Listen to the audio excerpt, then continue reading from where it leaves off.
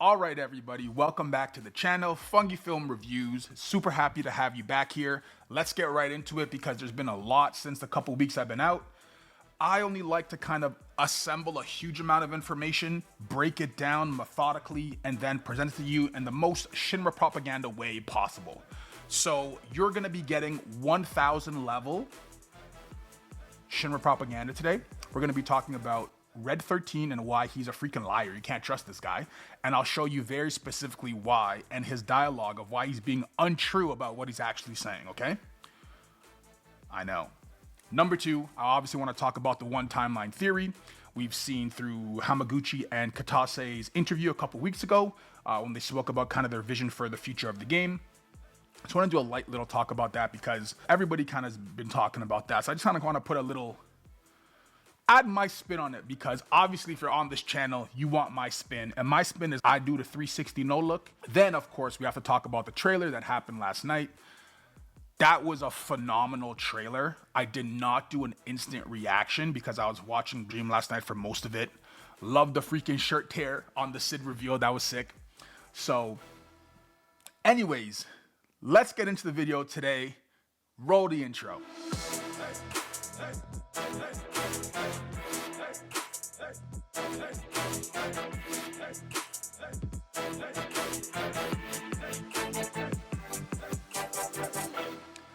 All right, so let's get right into it. Let's not waste no time because this can divulge into a pretty long video. First thing I could bring attention to is RED XIII's recap.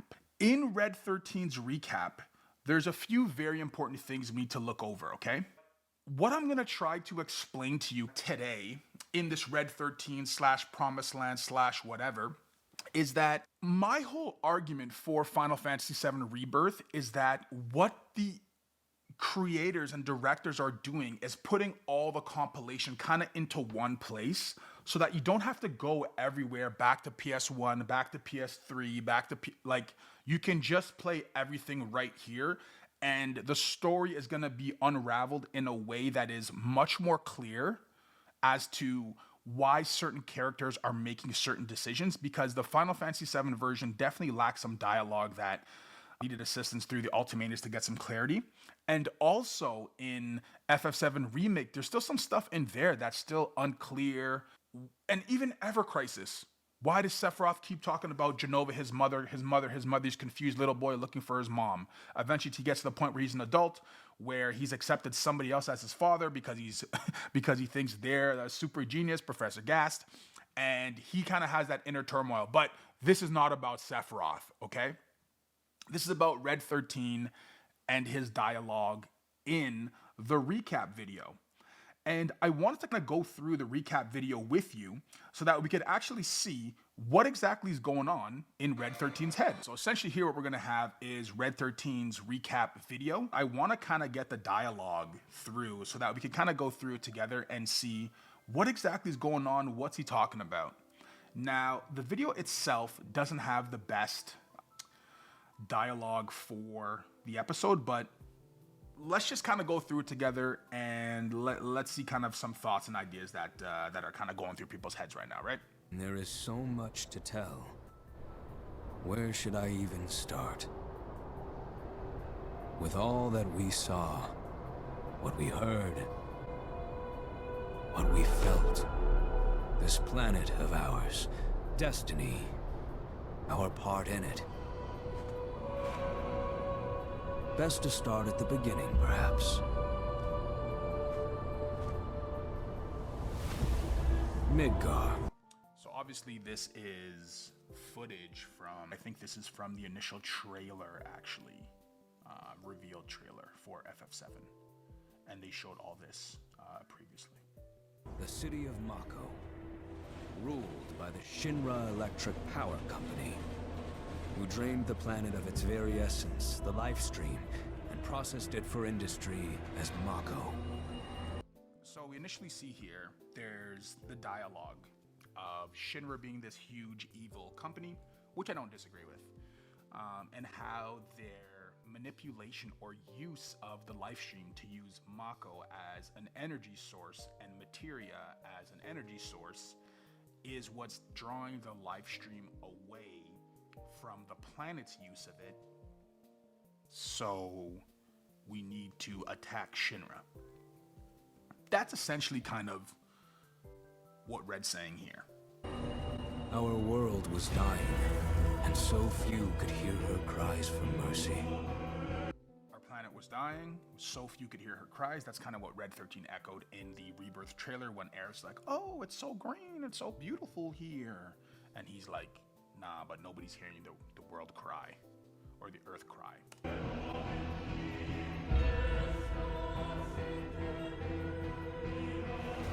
Those who could rose up in her defense. The anti-Shinra rebels, Avalanche. The anti-Shinra rebels, okay? So the terrorist organization named Shinra. The Freudian slip. The terrorist organization named Avalanche. Just make sure we remember, like, if there was a group of people that decided to attack a main infrastructure system because they thought it was for the benefit of the good of other people, would we say that's a good thing, or would we say that's a bad thing? Exactly. Among them, Cloud Strife, an ex-soldier hired by the Resistance to destroy Reactor 1. Red 13 is saying Cloud is an ex-soldier. So we already know, nah bro, this guy's crazy. Because we know through Aerith's touch, when she touched Red 13's head in Shinra HQ, right after he attacked Hojo at the elevator, but wasn't able to get through, he walks towards Aerith, Cloud, Tifa, and Barrett, and Barrett's like, you wanna go? And Aerith's like, yo, chill. This is our homie, this is our friend. And that's when Nanaki kind of explains and introduces himself as Red 13. I don't have a name and blah, blah, blah, blah, blah, blah, blah. But let's just continue this because I wanna echo on something a little bit bigger later on. 1.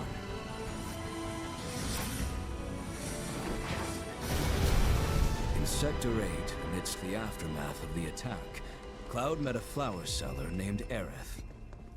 She offered him a yellow blossom.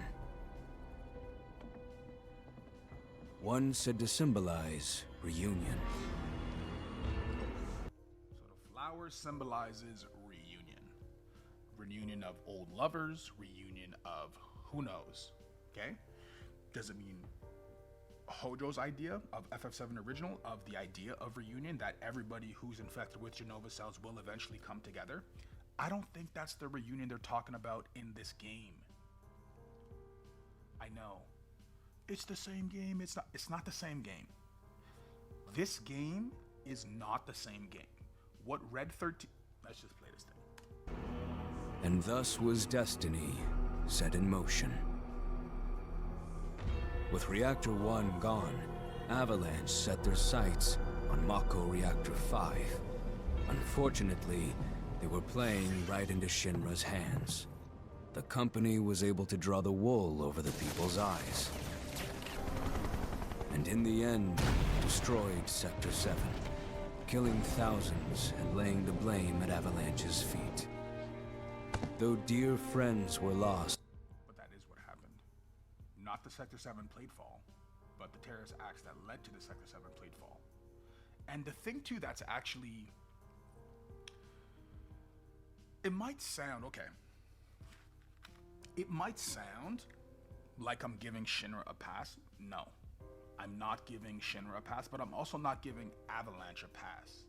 Like, what Shinra's doing could be seen as sucking the world's resources, but also what these guys can be seen as doing, which is what was echoed in the train scene when Barrett's talking to the Shinra employee, and the Shinra employee's like, what makes you decide that you can just do this? Like, did you put it up to a vote? Is this what the majority wants? If the majority agreed that sucking the planet's life through the Mako usage and from stripping the essence of the life stream was how they wanted to live, who is Avalanche to decide for the others?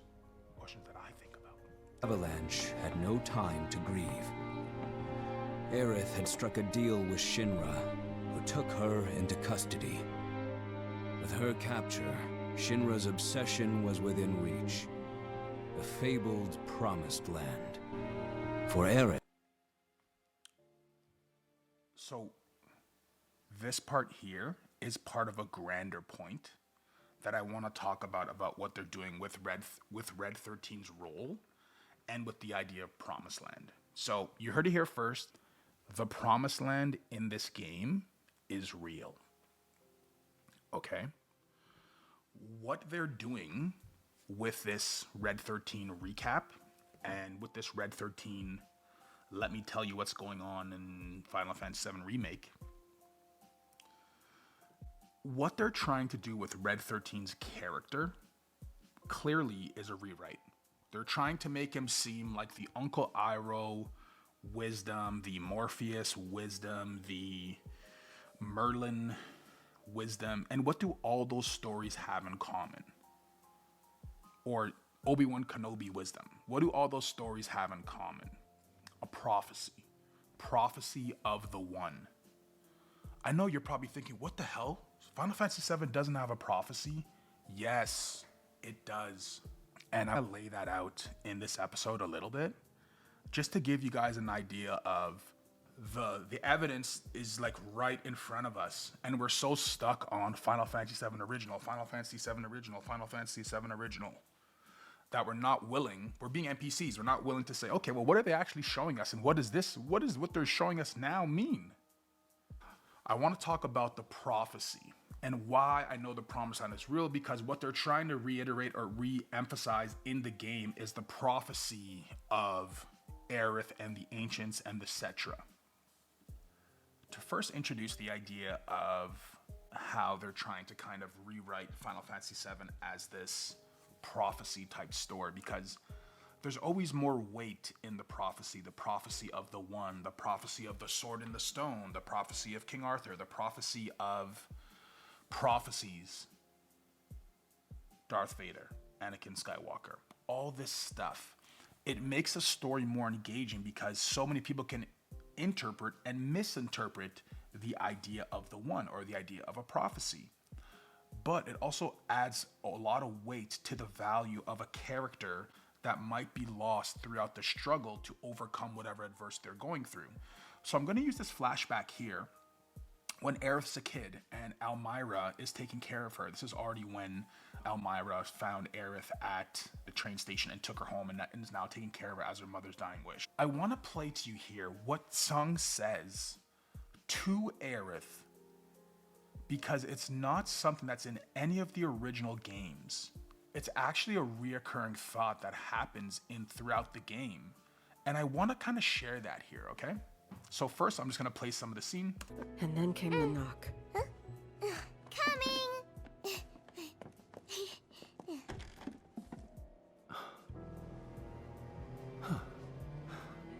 No! Go away! So we know clearly this is after Rufus revealed himself to Tseng, because he no longer has the ponytail in this video. So we know at this point when Aerith is a child, Tseng has already proved his allegiance to the Turks and to Rufus because he no longer has the ponytail, which he cut off as a symbol of his loyalty to Rufus. You're a descendant of the Ancients. I had no idea what he meant, so I said, "Who are the Ancients?" They were the original stewards of the planet, whose boundless knowledge and wisdom shall guide us to the Promised Land. Okay? So this is not at Shinra HQ when we're in the vent listening to everybody from Shinra Corp talk about the Promised Land and where we're going to go and the resources and the live stream.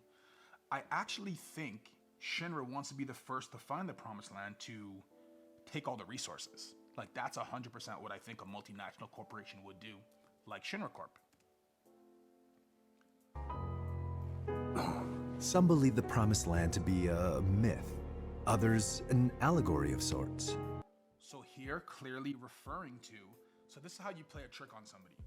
You know, this scene shows us that we know that the Promised Land is fake because we played FF7 and we're like, oh, the Promised Land is actually not real. So what they're doing here is a play on, it's not really a pun, but it's kind of a play on words where he's saying, Some people think it's a myth, others an allegory, clearly saying that there's some people who believe in it, some people don't. We're kind of in between, but he's clearly on the line of people who believe in it because he's here to monitor Aerith to get access to this promised land. And listen to what he says here, because he says something about a prophecy, maybe a sentence that most people who believe in the prophecy would know. But we take the words of the scriptures at face value and believe it to be quite real, which is why Shinra would like very much for Aerith to help us. You're wrong! I'm not an ancient! What scriptures, right? Like when Tseng says, we take the scriptures quite literally. Have you ever asked yourself, what scriptures is he talking about? Well, that is why I'm here. Because I got an answer for you. And it's a very simple answer. Shinra HQ has a written literal, or in Midgar, has a literal personal view of a prophecy of the one of the Promised Land. How I know this? I'll show you right here.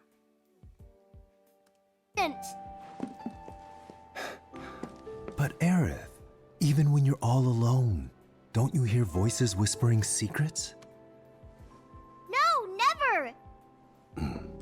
But all three of us knew that wasn't true.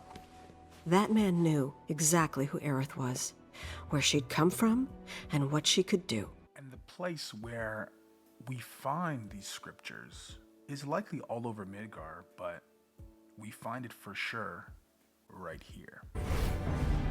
In the distant past, our planet was home to a people we call the Ancients. Many millennia before we discovered Mako, these precursors were already pioneering its use. Somehow they learned of the great reservoir of energy pulsing beneath their feet.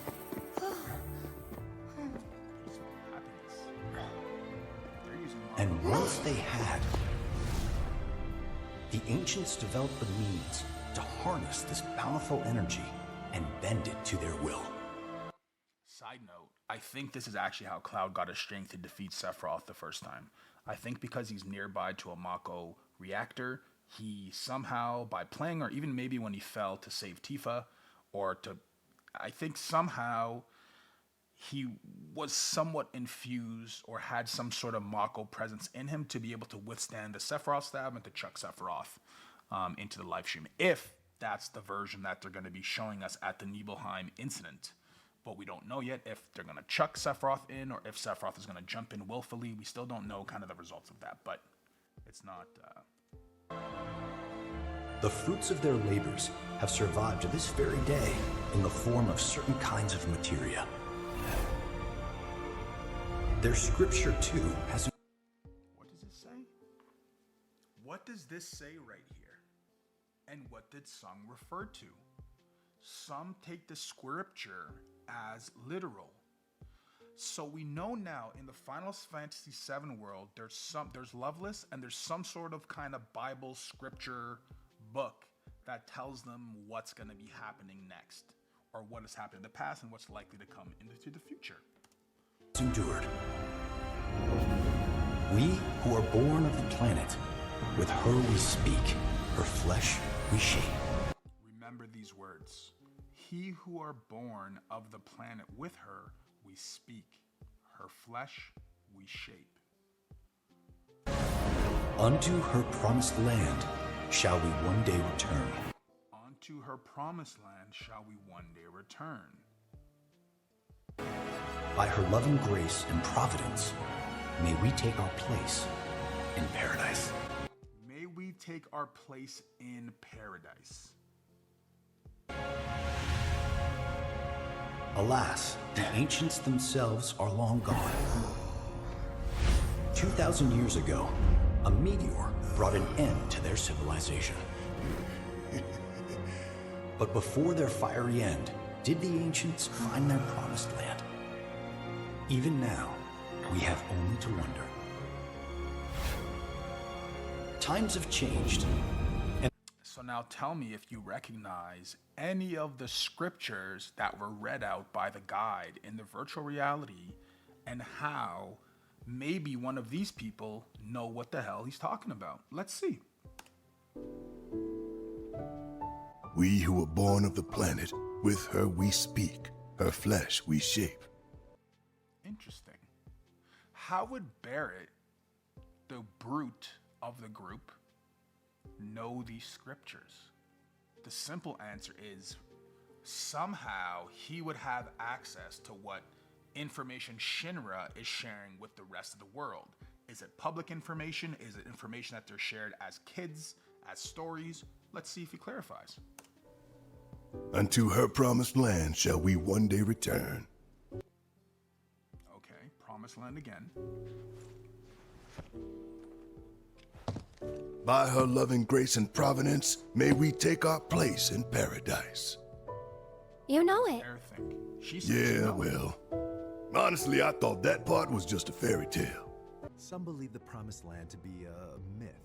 Others, So something that kids are being told. It's a fairy tale. So he likely would be even telling this story to Marlene, thinking that it's just a fairy tale. But it's not. The Promised Land is real in this game. Shinra thinks it's true. See? They've been searching for the Promised Land for a long time.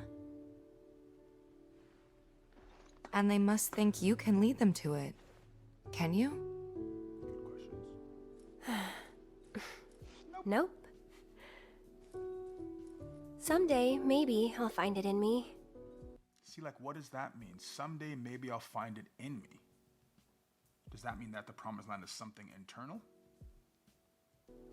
But now, not even if I wanted to. So for me, how I interpret all of this Promised Land Red 13 talk is you need to reach a certain level of spiritual clarity to be able to reach the Promised Land. It might not be a physical place, but it is kind of maybe a metaphysical place. But I think Shinra believes that it for sure is a physical location where they can go and exploit the resources. We already know what Shinra does every time they get to a area that's rich in Mako. They set up a reactor. They do a whole bunch of experiments. That's just their MO. So for us to think they would be doing something otherwise, I think is just not the best idea. Okay? So this is kind of my just quick little take to show you there definitely is some elements of prophecy, scripture being used and echoed throughout the game. Have you been paying attention to it? So now we go back to Red 13's intro recap, okay? So it's the same spot here, Promised Land. Aerith was the last of the Cetra, the ancient stewards of the planet, and only she could guide them to paradise. To save her, the team infiltrated the Shinra building, the company's beating heart. It was here that I, another prisoner, joined their story and assisted them in freeing Aerith.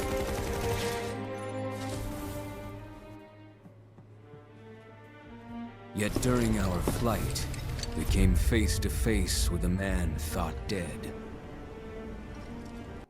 So think about this, right? Because this is a play, right? Because from our recollection, if we don't follow this order of the timeline, our recollection is last time we saw Sephiroth, we killed him when he had a 6-pack, 8-pack, no-shirt, Masamune attack in the previous Crossroads of Destiny. Okay? So for those who argue it's the same game, we fought Sephiroth at the end of original. In the remake, we fought Sephiroth in Crossroads of Destiny after episode 1. Right there, it's not the same. Why would they do that? To show us Sephiroth is not the big bad.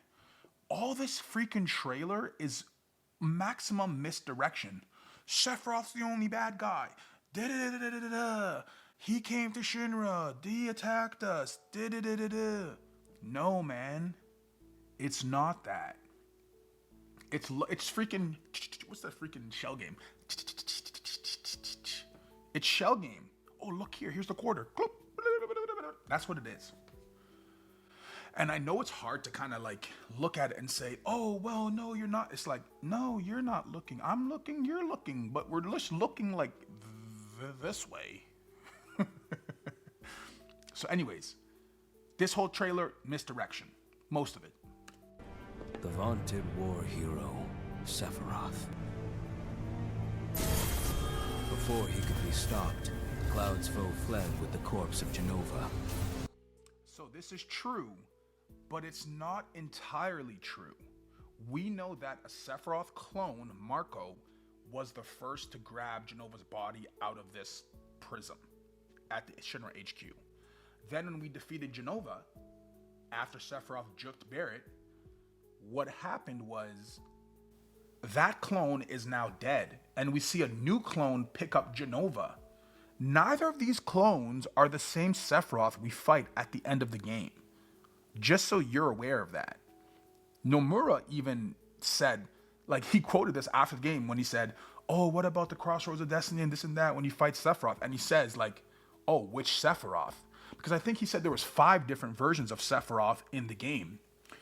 And the only Sephiroth that matters for us one timeline theory people is the good Sephiroth. The good Sephiroth, who's the only real Sephiroth until he was manipulated to lose his mind by Jenova. He lost his mind, that's confirmed by Zangan in Last Order, where he clearly states Sephiroth has lost his mind. In the Ever Crisis game as well, Zangan doesn't use the same verbiage, but he tells Cloud. Please tell me you haven't lost your sanity too. At least it was released yesterday. So you can now play through that part in Ever Crisis. And you see Zangan, which is good because it's like, okay, this guy's a real guy now. We don't have to pretend like he made a sheet of music and hid Tifa's secret gloves in the piano. We could actually see him now. So Zangan in Ever Crisis says, he doesn't say Sephiroth's lost his mind, but he asks Zack, have you lost your mind yet? Which clearly tells us that somebody else has lost their mind. If somebody loses their mind, do we blame them for all the bad stuff they do? I don't know, it depends what country you live in. The cataclysm from the stars and the catalyst of our plight. See, like, this is not Sephiroth. This is clone. This is a clone. This is a Sephiroth clone.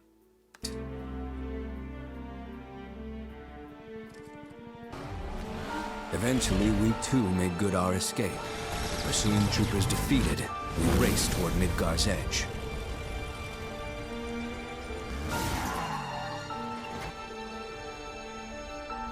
Yet Sephiroth once again intervened. Suddenly, deafening screams rent the air. Whispers, the arbiters of fate, descended upon the city. The arbiters of fate.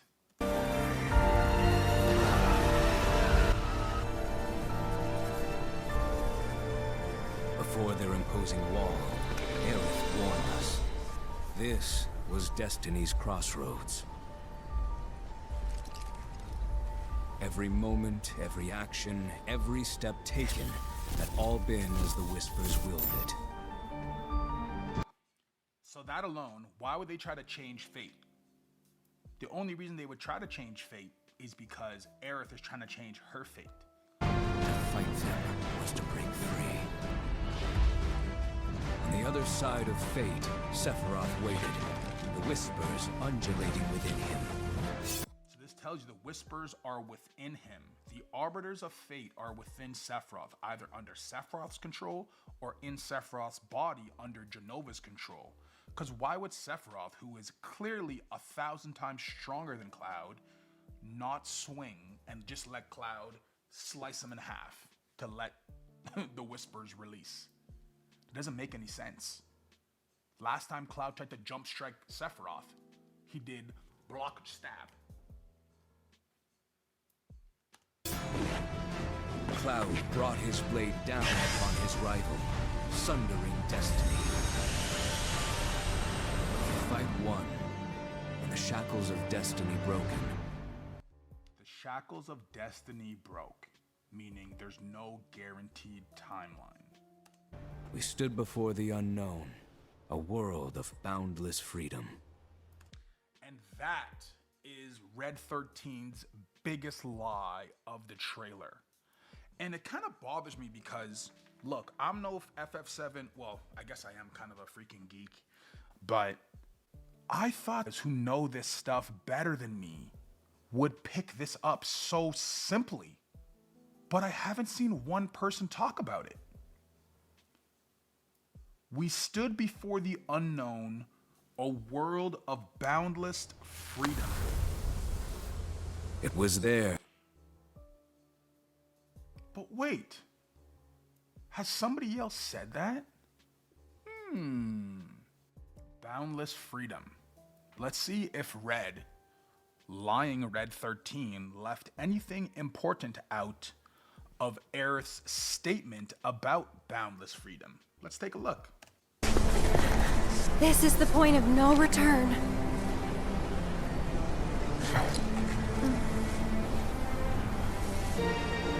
Then why did you stop me? I'm not really sure. What will we find on the other side?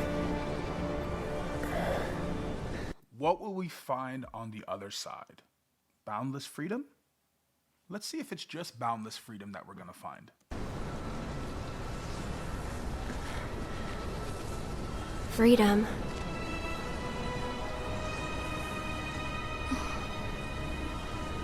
Boundless, terrifying freedom. Boundless, terrifying freedom. Why did Red leave the terrifying part out? Since we know that Aerith gave Red 13 foresight when she touched his head and she gave him the knowledge touch, what exactly does she mean here? Like a great, never-ending sky. So she's saying like a great never-ending sky because if you played Crisis Core, you know that Aerith is terrified of the sky because every time she's had significant loss, it's happened under the clear sky and not under the steel sky.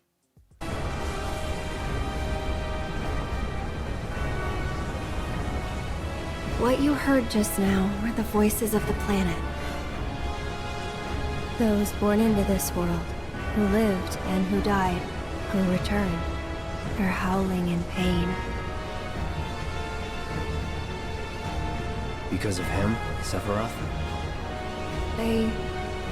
Their words, they don't reach him. All these moments and memories, precious and fleeting, they're like rain rolling off his back. And then it kind of leads me to question, like, why is it important that Sephiroth hears the voices of the life stream? If Shinra is who is sucking the life stream's energy out of it, why does Sephiroth need to hear the voices? Is it try to say that he's completely lost his humanity?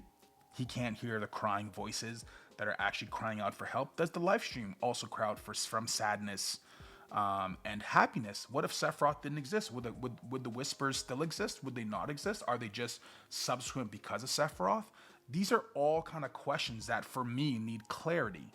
And I try to dig and find clearly by, well, to me, it seems like I've clarified this and this prophecy and stuff, but maybe to you, like, oh, I'm not sold on it, but come on, man. What the heck do you need? This is obvious.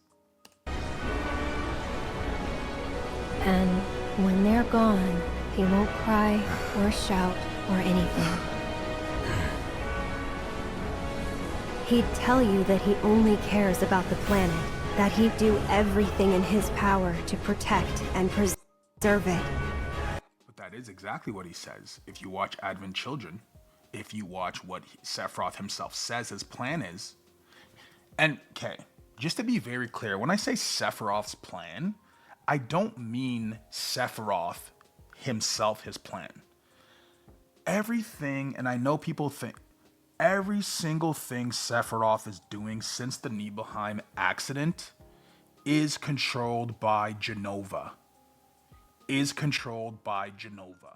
Hojo was under the control of Jenova.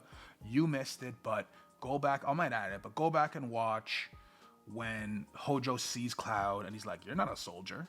He's like, "Oh, he's the experiment." And then when Hojo's in the elevator going down, what does Hojo do? Grabs his head. It's very short because the action scene is Red bashing into the elevator door. So you don't really see Hojo go like, oh, but he's like, what the heck? He's having like a mind headache. And the headache means under Jenova's influence. And why would Hojo be under Jenova's influence? Because Hojo has to shoot the sister ray at the northern crater to give Sephiroth the last piece of energy that he needs to try and hold back Holy. So everything is kind of intertwined into something. And it's just like when you untwine one, like multiple layers fall down. And if you're kind of on this journey to sort out what exactly is happening in this game, what's going to be happening in Rebirth, you know that this is more aligned with what the truth is, not whatever the heck they're telling you. There's not like, I know people are arguing still about it's multiple timelines. No, man, it's not multiple timelines. And I've said this, and I'm super happy that in the trailer, we see Mako poison freaking Cloud. Because there's only two options that happen here.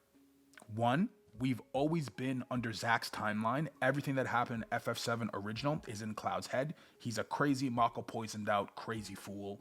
And he never really woke up, which is evidenced in this new trailer. He never woke up yet. I personally think they can add Zack alive into the game and not change anything as long as Zack helps Cloud up until the point where Tifa finds Cloud at Midgar. If Zack is only helping up until that time, the time from the Midgar, the last battle from FF7 and Zack and the Shinra troops, all the way to dragging Cloud into Midgar, until Cloud somehow is now alone and Tifa finds him at the train station, there's that point from Zack gets to Midgar with Cloud and he's Mako poisoned to Cloud is still a little bit confused and now he's alone.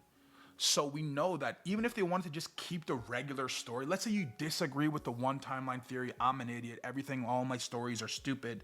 Let's say you disagree with me about all of that. You still have to acknowledge that with what they've shown us recently, Zack is alive. One timeline, two timelines, whatever. Zack is alive now. And Cloud, he's still looking after Cloud because Cloud isn't awoken out of his Mako poisoning yet. Let's just move on to the next subject. Okay? Let's move to let me finish this video actually. I don't even know if I finished this. Beyond where fate could follow, that a new journey began. Drag our asses all this way. This is the welcome we get. That's so cool.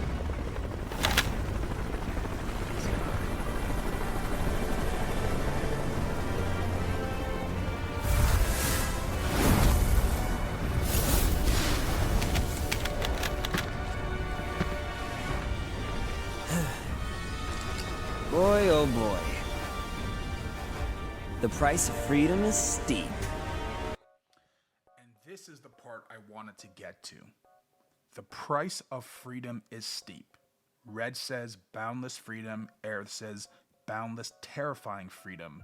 And Zack says, in this flashback, the price of freedom is steep. Now, I'm going to bring us to a second part of the video now why is Red XIII talking about boundless freedom? Is it because of Zack or is it because of Aerith? And then Aerith talks about boundless terrifying freedom. Why is she bringing that up? Is that because that's what Zack said? And how did Zack get the idea about boundless freedom? There's an answer.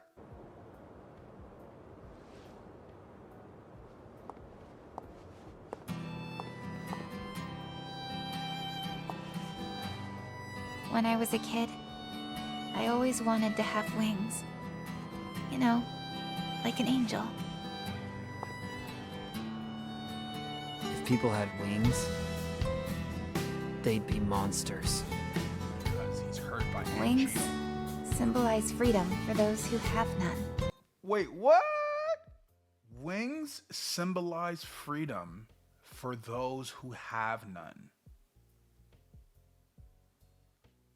This is one of the most important scenes in Zack's kind of character development. He has two major, he has a bunch, but, two easily recognizable scenes where Zack has to go through some overcoming. It's this part here when he's super sad about Angeal and how Angeal rejected him in Benora and didn't follow him and come back to kind of the good side. And sees Angeal's wing and sees how Angeal's talking about himself, that he's a monster and that he had to do what he has to do because he's a monster, and he's just confused because he's just equating himself with the wing and being a monster and Genesis having a wing and being a monster, and he's just super confused, and that confusion kind of leaks into his apprentice Zack. And why he answers here, wings symbolize monsters. And it's Cissnei who actually births the idea to Zack about freedom and what the wings actually mean. And we can see that this freedom talk by Cissnei is the freaking seed that starts growing in Zack's mind about freedom. Don't believe me? They don't symbolize monsters. Don't believe me? They don't symbolize monsters.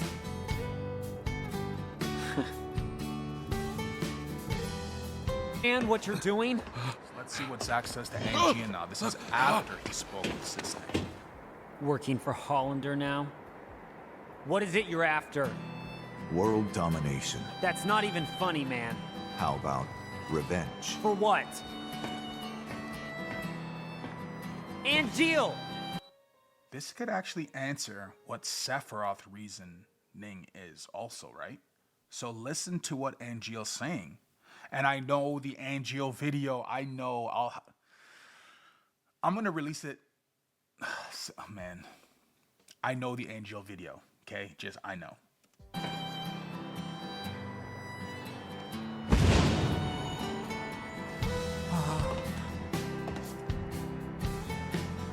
I've become a monster.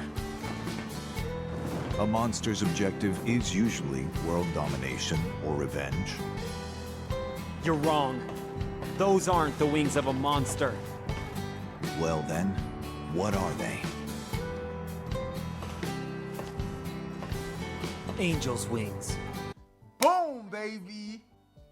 I always wanted to have This is not Zack's idea. like an angel. It's Cissnei's idea.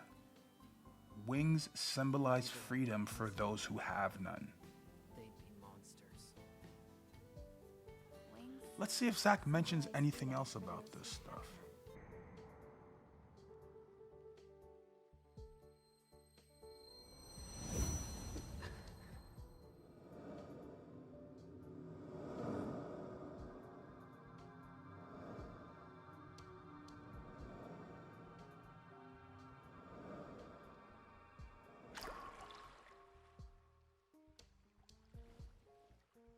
Those wings. I want them too.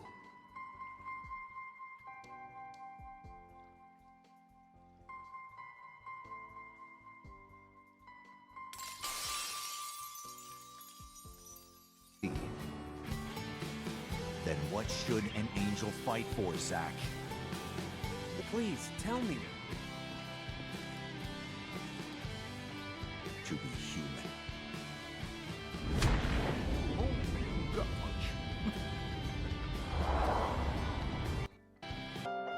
But it must feel so good up there.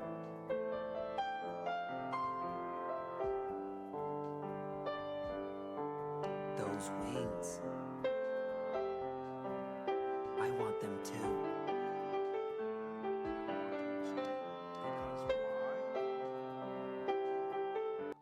Because wings symbolize freedom. That's why he wants them to. He's not free. And now we get to my part of the video where why it's so clear to me that none of this crap happened. Okay? Because the simplest thing that could have happened after this scene is what a best friend would do if you gave them your dying wish.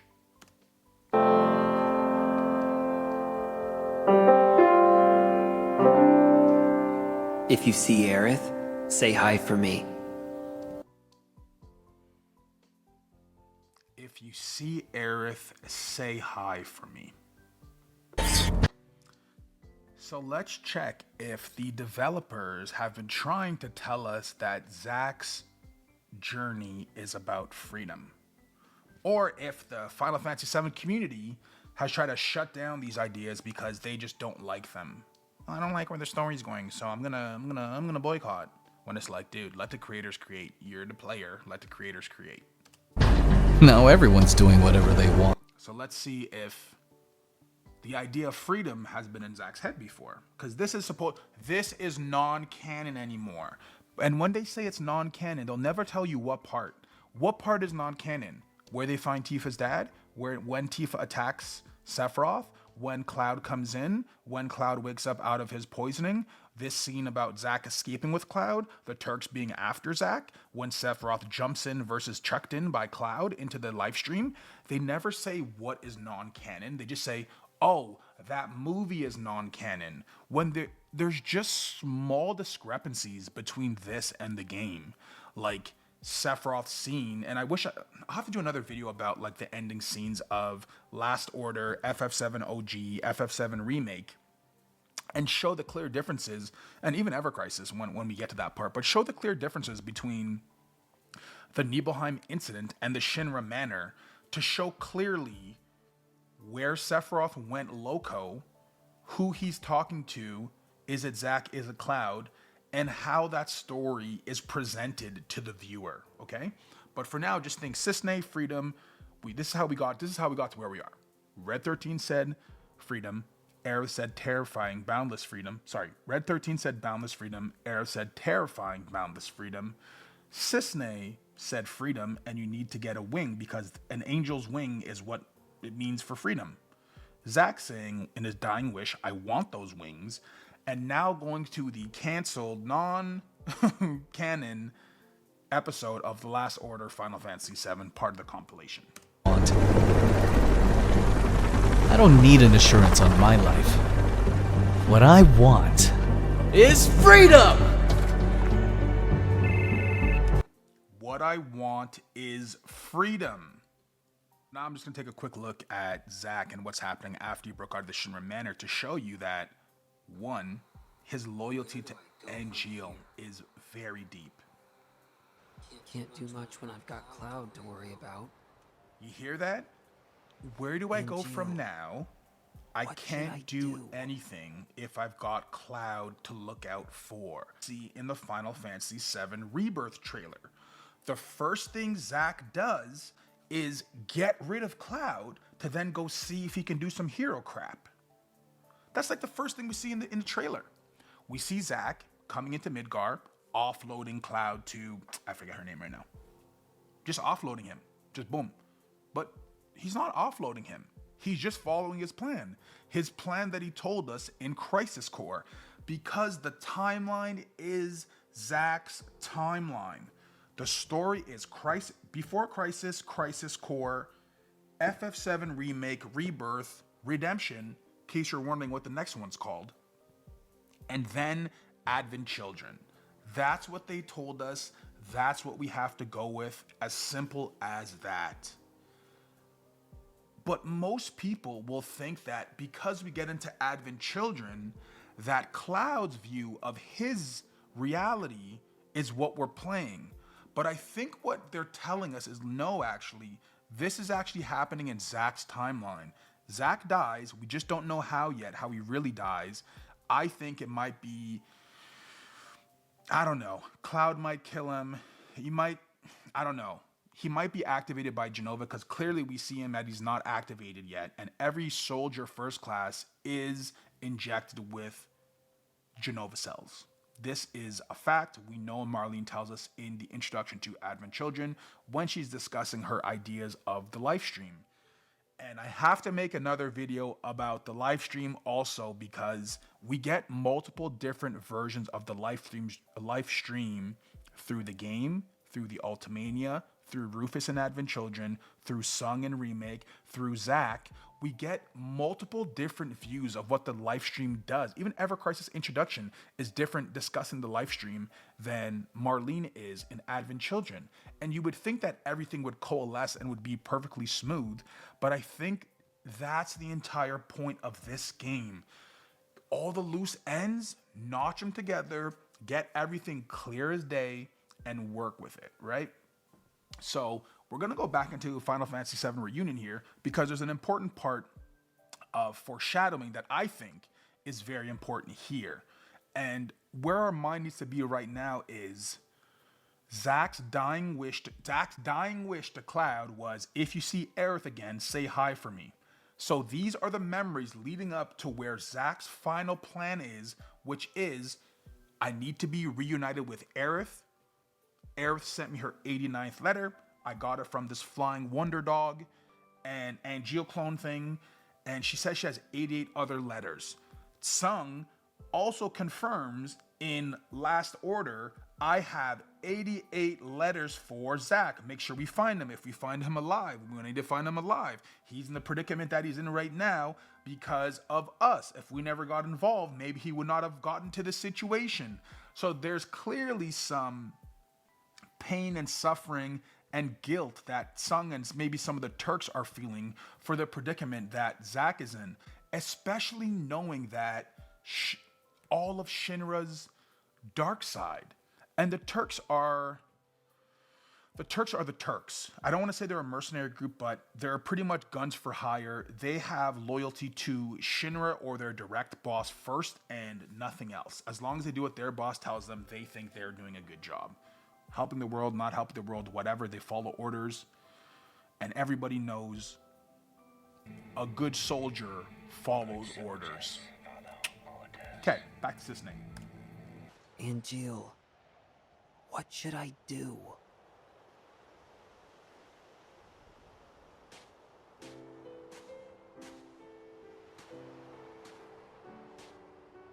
Hey, Cissnei. Been a while. Zack. The fugitive sample. Is it you? This shows that even the Turks are outside of what Hojo's experiments are information's contained. Well, this and that. So, Cissnei, you're here to take us back, right?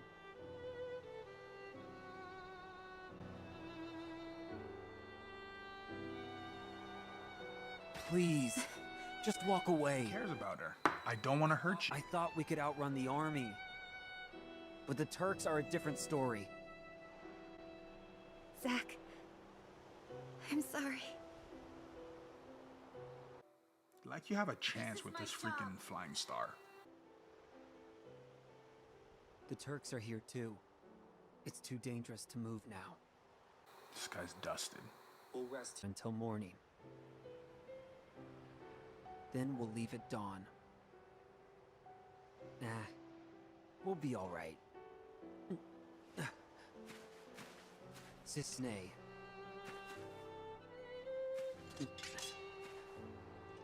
Man, keeps his word, bro. 2 hands this time.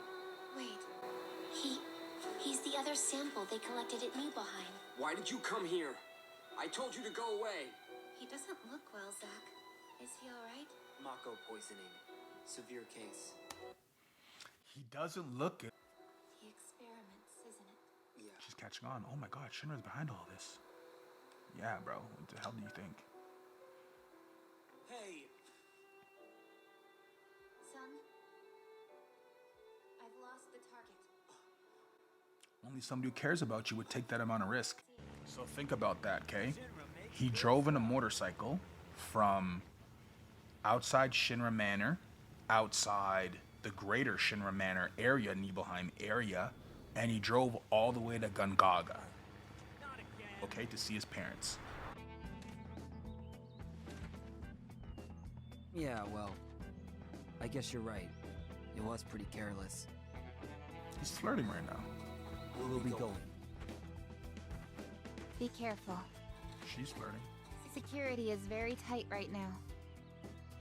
Apparently, another target is in the area. Who? Angeal.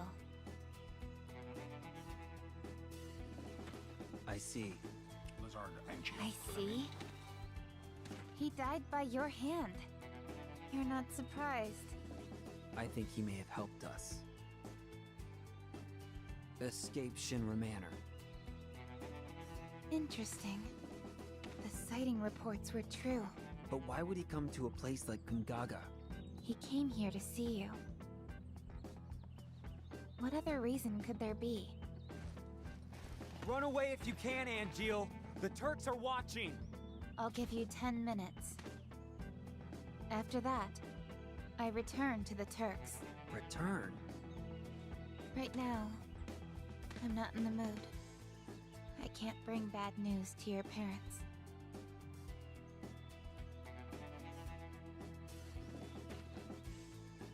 My mom. How is she? She's worried. She thinks after all this, you'll never be able to find someone to marry.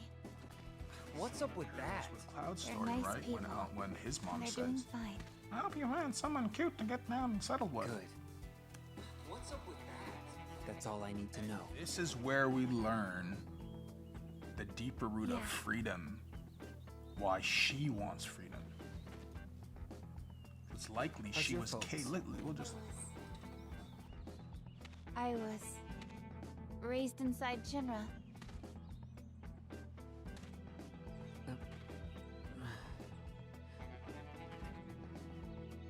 Hey, Cissnei. Would you mind keeping my folks company for a while? All right. No problem. They'll probably ask you to join the family. Already happened. What did you say? Cissnei! Not my real name. Like, why would she keep... You have oh, 5 not my minutes real left. name, playful. Come on, guys. Guys, girls, whatever. Angeal? She likes him. So now we have to look at the reason how I know, and I know we took a long about, right, to get here, but if you're still here, excellent. If not, I mean, I guess you're not hearing this message, but what this leads us to is one final scene, okay? So I just want to preface this by saying that this is Zack's hometown, Gungaga. This is after Zack gave his dying wish to Cloud to tell him, if you see Aerith, say hi for me. So now what we're gonna be taking a look at now is a scene that would have happened while Cloud is his Mako poisoning is no longer there. He's clear-headed. He's with Aerith and Tifa. He's in Gungaga. We know that Cloud met Zack in Modeoheim, at Shinra HQ multiple times, in Nibelheim, and went on, if you include his Ever Crisis Before Crisis adventures when Cloud is just a Shinra trooper. They have a lot of backstory. Zack freaking traveled with Cloud on his back, saving his freaking life while he was Mako poisoned. So in what reality would what we're about to see here make any sense? Aerith now saying, Zack, young lady, you know him? I remember he wrote us 6 to 7 years ago saying he had a girlfriend. Could that have been you? That can't. Not saying that can't be, but saying she didn't realize the impact likely that she had in her relationship with Zack. And also being like, almost like bewildered, like, oh my God, this can't be his parents. And she's like, Zack. So why doesn't Cloud remember Zack? I know Cloud thinks he's Zack, but when you hear your name Zack, would you not be like, oh, this is the person I'm pretending to be? Cloud goes out and tries to investigate this a bit. And if you never unlock this scene, it's because you have to have Cloud and Tifa in your party when you come to Gungaga. Cloud goes, Aerith, what a shock. I didn't know Zack was from this town. You know him? Didn't I tell you he was my first love? And the answer is no, she didn't tell him. She told him I once was in love with a former soldier. First class. Really? What's weird about it? Nothing. Just that you were the same rank. Huh? As who? The first guy I ever loved.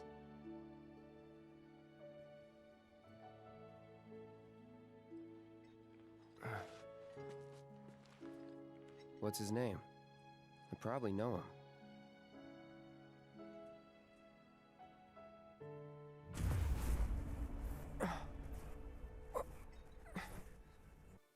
Zack, soldier first class, same as Cloud. Strange, there aren't that many to make first class, but I've never heard of him, is what Cloud answers. I've never heard of him, is what Cloud answers.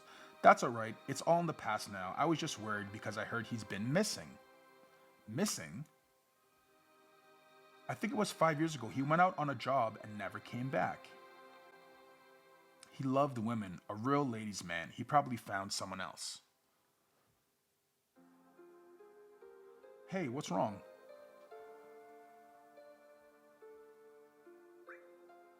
I don't really mind that I haven't heard from him, but I feel for his parents. Let's go, Cloud. Okay. I'll come visit. I'll be here. I'll see you. I promise. No, I don't know him. Your face tells me differently. He knows she's lying. I told you I don't. All right. That sounds just like you leaving town and saying, I'm joining Soldier, which is true. That's what he left saying. It must really be something making a soldier out of a group like that. I really respect you. Don't be so humble. Thanks for caring. So my only reasoning, if I try to reason this out, right? So the only reason why Tifa would deny knowing Zack would be because of what she said after the Nibelheim incident. I hate Zack. I hate Soldier. I hate Shinra. I hate everybody. I hate everything. I wish you guys would all just go away. So I think she's kind of struck because now she's a little bit older. It's 4 or 5 years later. And she's like, holy crap. Yeah, I do kind of remember that. That was like a moment that changed my entire life. Destruction of her family. Destruction of her hometown.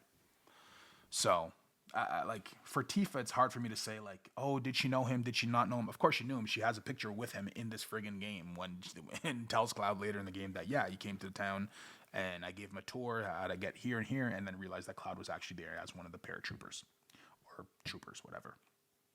But I find it surprisingly interesting that Cloud would deny knowing Zack.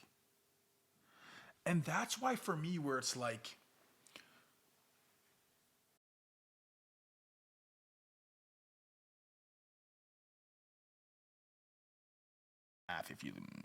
but like, if Cloud, let's just say Cloud would recognize Zack in his mind here, would that have helped cure him or make him fall down, realize how lost he actually is? So I'm kind of curious about that, but I just wanted to show this part here to show very clearly Zack was never meant to die in the entire FF7 trilogy. The story is about Zack. The small portion of the story, I think this happens in like maybe a couple of weeks, the whole FF7 like story thing. So there clearly is a story before Cloud. There's a story after Cloud, and it's like we're force-fed all this Cloud Strife stuff, and it's like, nah, bro, Zack, give me Sephiroth, give me Aerith, give me Barrett, actually Barrett's sick, and Vincent, and Sid, and everybody, essentially. So I wanted to end the video on obviously what everybody's going to be talking about for the next couple of weeks. So I'm actually happy that I can get this out on time, okay? Because for me, how I look at kind of Final Fantasy VII Rebirth is more of like a creative storytelling, what makes the most sense, look at the areas that they're actually trying to not show you now, because I read it earlier, but I want to make something very clear because I haven't really had the time to go through Hamaguchi. I just did a brief talk about it. But anyways, Hamaguchi and Kitase had an interview and they both discussed their vision for Final Fantasy VII and the outcome of it. And Hamaguchi actually spoke a lot about the battle system for the third game. Because you have to think, this game's done. They already have to start creating a year or two in advance to start the next game, right? Companies are always moving, looking to make more money, looking to get people involved in their products. And the marketing for Final Fantasy VII Rebirth has been amazing. The fact even just that they're able to make us think that we don't know the ending of the story because we played the previous story and the other story and the side story. But even with all that information, we still don't know. The unknown journey continues. So I wanted to jump in, do a reaction video on the latest trailer that came out last night at the award show. And next, after that, I might just want to touch on one last thing, but I think we're good. But without further ado, let's check out Final Fantasy VII Rebirth theme song announcement trailer from the Game Awards last night. Let's roll the clip.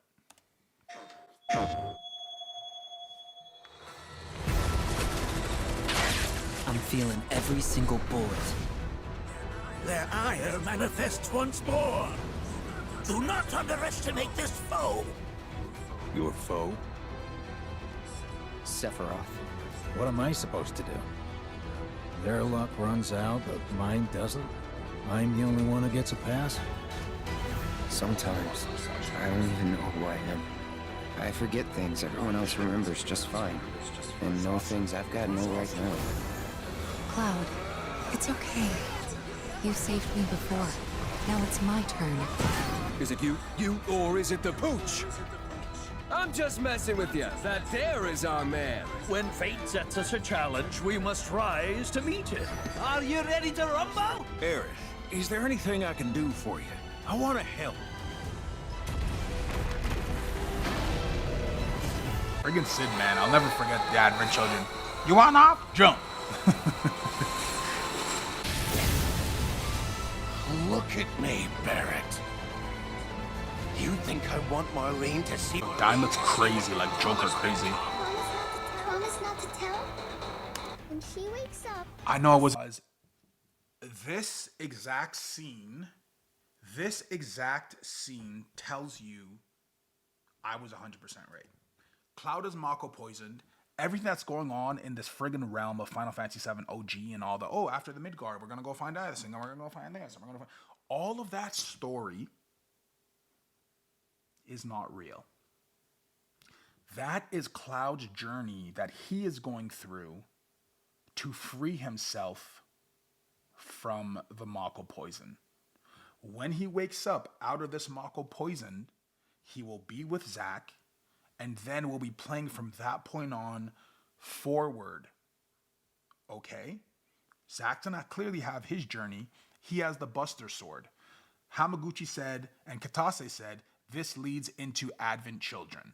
Hamaguchi also said, the way I see my mission for this ongoing series is that I definitely want to add extra dimensions, evolve it, give it a new fresh feel, a new gameplay experience, which isn't in this game, referring to Rebirth. I really want to take everything to another level, speaking of the final iteration, the final disc, meaning that this is a new story.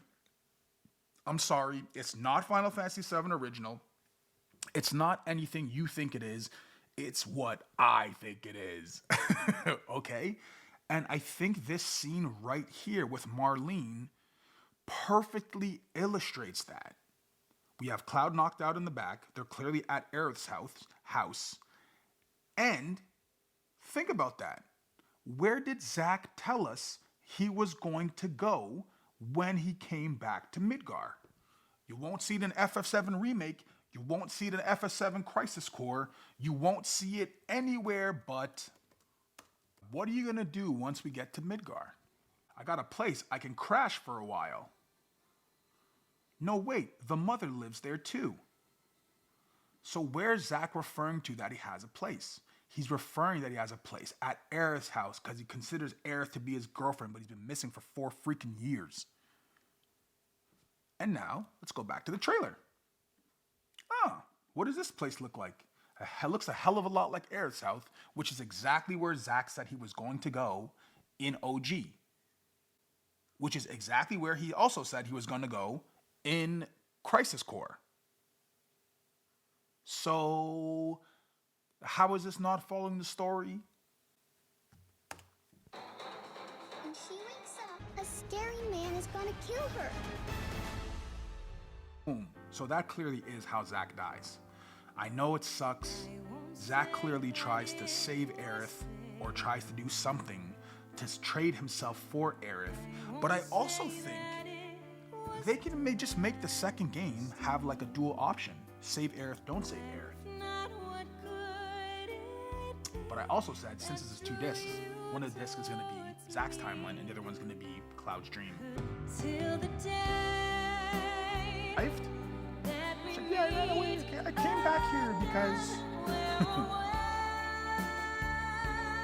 It doesn't look like his original city. Oh, that's actually sad, man. Imagine your dad seeing your daughter all grown up.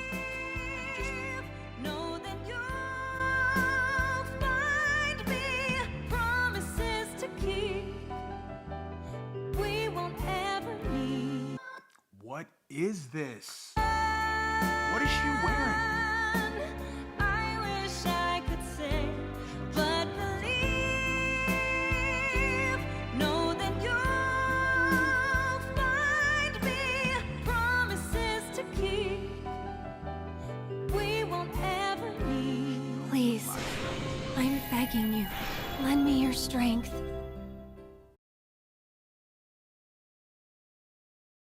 So that's the video for today. Super happy you were able to spend some time with me today to check it out. I know it was a much longer video than typically anticipated, but happy you got the chance to get a little bit more perspective on where my mind's at and where I think personally where Final Fantasy VII Rebirth is headed and where the next iterations of the game are headed as well. I also hope that I provided you with enough evidence, clear-cut evidence, in why we can't trust Red 13 in this entire recap video. Hopefully I provided you with some questions at least that you've started to think about of, is there a prophecy? Is there not a prophecy? Why are the scriptures referenced in Final Fantasy VII OG, Final Fantasy VII Remake, Final Fantasy VII Advent Children, Final Fantasy VII Dirge of Cerberus? These are ideas you need to start thinking about to kind of get on page with where they're going to be moving the game into the future, okay? And if you don't want to think about it, I want to just rely on some weirdo on the internet like me, tune in on the next episode where we're going to be taking a look at the prophecy, the live stream, and what's coming next in Final Fantasy VII Rebirth. Can't wait to see you guys all on the next one. Stay tuned, stay safe out there, and we'll catch you later. Okay, one last thing. I know I say this is the channel for Shinra Propaganda, but don't get it confused. I'm not trying to mislead anybody, create invisible lies, or anything like that. So I have no problem correcting any previous theories that I have gotten wrong. So for this one, I just want to take a real quick look at the sneak peek video that I made a couple days ago.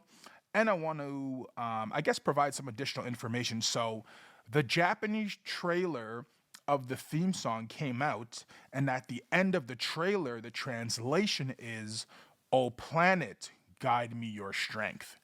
So initially in the sneak peek video, I spoke about how Sephiroth asked for Cloud strength and how Aerith asked for Cloud strength in the newest trailer. But apparently in the newest trailer, Aerith is asking strength from the planet. Can't wait to drop the next video. See y'all on the next ones. Any questions, concerns, things that you think I got right, things that you think I got wrong, things that you think I'm just delusional, let me know in the comment section below. No hard feelings, and let's chat later on. Take care, everybody.